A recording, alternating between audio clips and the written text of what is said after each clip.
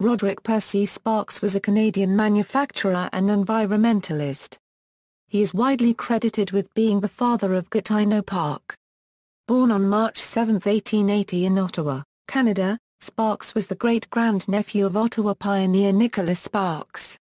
Educated at the Ottawa Public School, and the Ottawa Collegiate Institute, he was a garment manufacturer as well as president and executive committee member of various commercial associations, including the Canadian Manufacturers Association.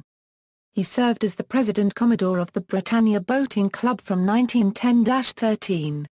Gatineau Hills, the Ottawa Journal of March 30, 1959 credited Percy Sparks with being the ALll father of the Gatineau Park, adding that, as chairman of the Federal Woodlands Preservation League from 1937 to 1947, he brought about the first purchase by the Dominion government of what is now, Gatineau Park on May 12, 1955, the same paper said that Mr. Sparks and his associates are generally credited with selling unregistered trademark. The late Prime Minister Mackenzie King the idea of setting aside a national recreation area on the outskirts of Canada unregistered trademark capital a noted conservationist, tariff expert and successful businessman, he waged battles against government corruption in the 1920s, playing a key role in the 1926 customs investigation, and defended workers' rights in the 1930s, helping Conservative MP Harry Stevens establish the Select Committee on Price Spreads.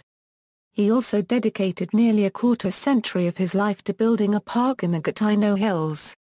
As chairman of the Research Committee of the Federal Woodlands Preservation League, Sparks had urged the Bennett government to commission a survey of the Gatineau forests in a letter of April 3, 1935 to Interior Minister T.G. Murphy. The importance of the resulting study was acknowledged in the 1952 annual report of the Federal District Commission. The government, having been concerned about the cutting of the forest cover in the Kingsmere area, authorized an extensive survey of this matter and the findings were published in the Lower Gatineau Woodlands Survey. In 1938, as a result of the above-mentioned report, the Commission commenced the development of Gatineau Park by the acquisition of land While chairman of the League, Sparks also wrote several documents that were crucial to the creation and initial development of Gatineau Park. They include a December 13, 1937 memorandum to the Office of Prime Minister King outlining a proposal for creating the park. A preliminary master plan proposal for Gatineau Park sent to the Federal District Commission on October 9, 1945. And a 1946 memorandum to the Standing Senate Committee on Tourist Traffic. Sparks also played a central role in helping orient the park unregistered trademark design and development in his capacity as chairman of the Advisory Committee on Gatineau Park from 1947 to 1954. He did so by, among other things, writing the 1949 report of the Advisory Committee on Gatineau Park and perhaps most importantly the 1952 report on a master plan for development of Gatineau Park. Sparks was also a member of the Advisory Committee Unregistered Trademark Parkway Subcommittee which had been created to study the possibility of building a parkway through Gatineau Park. In July 1953, the subcommittee went on a fact-finding mission to Virginia Unregistered Trademark Shenandoah National Park and Tennessee's Great Smoky Mountain National Park. The recommendations made in its report were largely inspired by Shenandoah Unregistered Trademark Skyline Drive, and many of them were later implemented in Gatineau Park.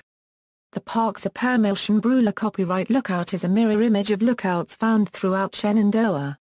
In his last major contribution to the park, a 1956 memorandum to a joint parliamentary committee, Sparks argued that the public interest had been seriously ignored in the planning and management of Gatineau Park. He underlined that the personal, financial and political interests of area landowners exercised undue influence over park development. All of the property owners in the Meech Lake and Kingsmere area have a direct financial interest in the plans of the Commission.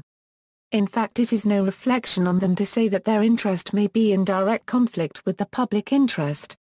Perhaps his most eloquent vision statement for the park is to be found in the 1949 report of the Advisory Committee on Gatineau Park.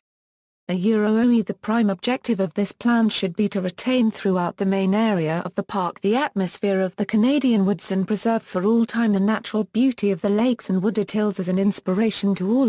While this park will serve a useful purpose as a place of recreation, bringing physical benefits, its greater purpose lies in its possibilities as a moral and spiritual force in the lives of those who visit it. Roderick Percy Sparks died of pneumonia on March 29, 1959, following a holiday in Arizona. Continuing influence. Sparks' influence continues to be evident throughout Gatineau Park, most notably in policies advocated in successive NCC master plans. The extent of that influence was acknowledged in 1950 by French urban planner Jacques Gras, copyright bearer, in his landmark report on Canada, unregistered trademark S capital. The Advisory Committee to the Federal District Commission on Gatineau Park, of which Mr. P. Sparks is chairman, are in full and enthusiastic accord with us on the possibilities of this wooded reserve, and have, in large measure, inspired our recommendations relative to practical developments of this providential asset of the capital region. Official recognition. As well, the NCC recognized Sparks' key contribution to the park, albeit belatedly, when it dedicated the Roderick Percy Sparks Exhibition Hall at an official ceremony in the park's Visitors Center on July 8, 2005. Speaking on that occasion, Sparks' grandson, Sandy Crawley, recalled memories of his grandfather. "One of the lessons I learned from my grandfather, whom we called Pop, was that you have to fight for what you believe in. Pop understood that parks like this one don't unregistered trademark get started on their own. He knew that it sometimes takes a little arm twisting to get things done. Pop also taught me when I was very young that if I was ever worried or agitated or upset, I could always go into the woods and I was surrounded by nature, which was really my best friend. He taught me that when I was 4 years old, and it still serves me now, that unregistered trademark M57. The park is a testament to that set of values and to his profound appreciation for nature." Words from his eldest granddaughter, Ms. Michael Ann Crawley, were also spoken during the dedication ceremony. "Pop gave us an appreciation for nature and a heritage which, even if we live in cities, can never be taken away. It is in our blood. And in our familiar unregistered trademark S particular blood are the Gatineau Hills, thanks to him. We hope Gatineau Park will continue to give that heritage to all who visit. It is a special place, one to be cherished and taken care of." His grandson, Rod Crawley, also related vivid impressions of Percy Sparks. "I remember holding his hand, being led on walks along well-worn paths, made by him, listening to and witnessing the unfolding natural world. What especially struck me as a child were the animals of the forest and the relationship they have with each other, and with the forces of nature, which I was able to witness on a daily basis." Pop built a wonderful set of swings at Stone Acres, unregistered trademark, his farm on the Meech Lake Road. "The ropes were so long we could touch the leaves of the tall maples with our toes, like flying, if only for an instant. He built a dam on one of the creeks that ran through the property and created a small pond on which we skated with joy each winter. He built a barn, and chicken house. The barn had a tin roof. To be inside it, and hear the rain on the tin roof was one of our coziest feelings." References